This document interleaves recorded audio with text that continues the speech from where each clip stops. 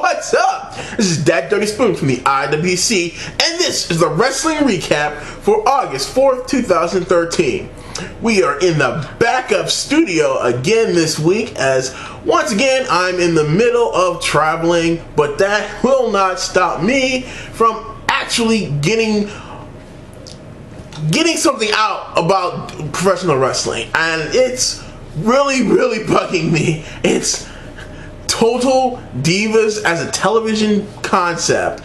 I'm still trying to understand how Daniel Bryan and John Cena can date the Bellas in the confines of the WWE Universe. Let me explain. As two attractive young women, I see no problem with anybody dating the Bella Twins. However, when you have Total Divas, a television show on another channel, acknowledged and supported by the WWE, but the characters are so vastly different on those it doesn't make any sense to a person who is viewing it on any kind of even the most casual of viewer of Total Divas and WWE as television entertainment properties will be slapped in the face by the apparent contradiction in personalities. I mean, it's just crazy. It is literally crazy. And it would be different if a couple of months ago the Bella Twins were faces, and then they turned heel recently. No, they have been the same heel characters since their return from hiatus. It just doesn't make any sense. Okay. Okay, I got that. That has been bugging me for weeks. Now, back to the ring, which should be the most important thing. We are 2 weeks away from the second biggest pay-per-view according to WWE, SummerSlam. And I can honestly say I do not like the Daniel Bryan Danielson versus John Cena match build-up. It's really getting quirky in the fact that Vince McMahon is making public statements saying that Daniel Bryan should not be a WWE superstar, much less the number one contender, much less the WWE champion. And do not think that is the best way to utilize how over Daniel Bryan is. Daniel Bryan is the hottest superstar out there in WWE's got. If they're gonna put him against John Cena, what they should do this entire time is being like, Daniel Bryan is the guy. He has what it takes to beat John Cena, and here's why. Great matches all over the place. He kicks it up to 11 every time he's in the ring. He's throwing his body all over the place. He has what it takes to beat John Cena. And John Cena has to treat this unlike all the other heels that he's run down with his stupid mouth and his terrible promos. He's got to be like, Daniel Bryan is a legit threat to my WWE Championship, and I am going to go at it like I've never gone at it before. Build up both the competitors, have them tear it down for 22 minutes, and then let Daniel Bryan have the title. That's what I would like. But I mean, just for the build-up of the match, Daniel Bryan's got to prove himself. He's not good enough. This garbage that's coming out of Vince McMahon's mouth, it's really bothersome to me as a WWE fan. Now, as far as the World Heavyweight Championship match, it hasn't really been built up. Christian won the number one contender triple threat match on Friday's SmackDown.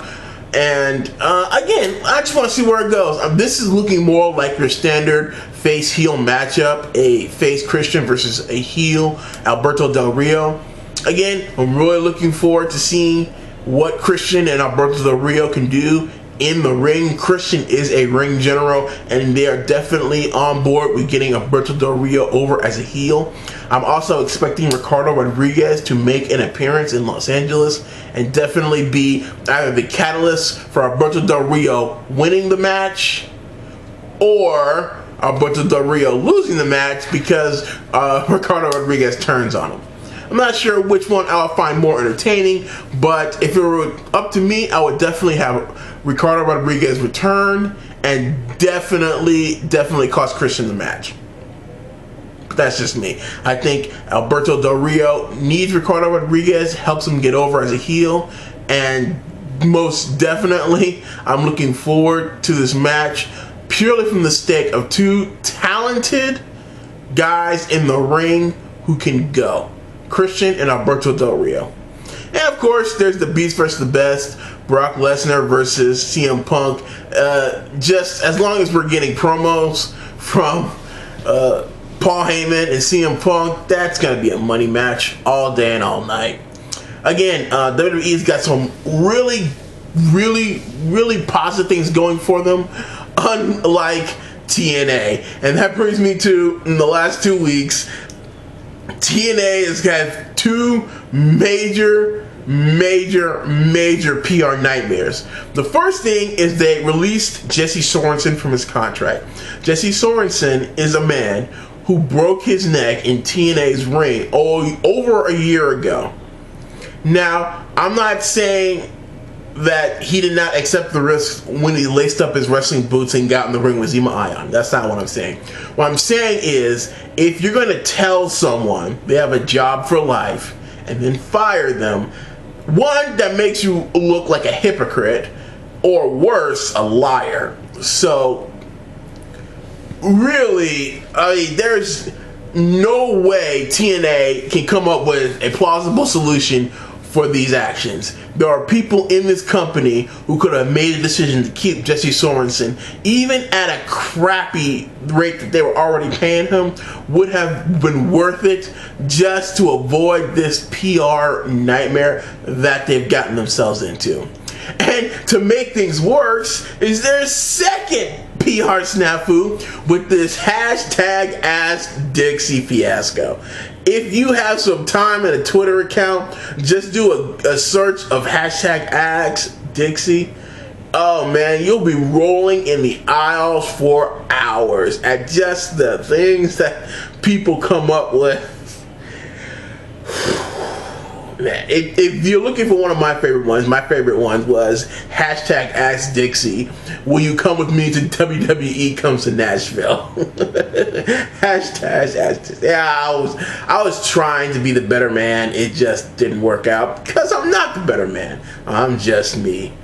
But it looks like TNA is hopefully getting their front office in line. I mean, if I was Dixie after these last two major missteps in the public eye, I would definitely look to be rolling some heads in the back office and maybe saving some of that talent, because they're running out of real plausible excuses as to why their company is run as poorly as it is. But hopefully TNA will get their ship righted, get their front office together, and get their company back on track. Wrestling has always been better with competition, just like anything else out there. And if WWE is the only game in town, then they're going to continue to make some egregious missteps because there's nobody out there pushing them in their field of entertainment to be better. That's all I'm saying. Anyways, this week I'm definitely looking forward to getting a really good build up for the World Heavyweight Championship match, as this will be the first full week of build. Also, more promos between CM Punk and the one and only Mr. Paul Heyman with his beast in the background, Brock Lesnar. It is looking to be an interesting build to SummerSlam. Hopefully they can get this undercard developed a little bit. I want to see more from the Wyatts before I make a final yay or nay on whether or not they're going to be a successful heel stable. So far, I haven't been disappointed, but they've mostly only done some beatdowns, and apparently they're appealing to Kane. I want to see where that goes as well. Anyways, this has been the Wrestling Recap for Sunday, August 4th, 2013. I will see you again later. This is That Dirty Spoons from the IWC, signing off.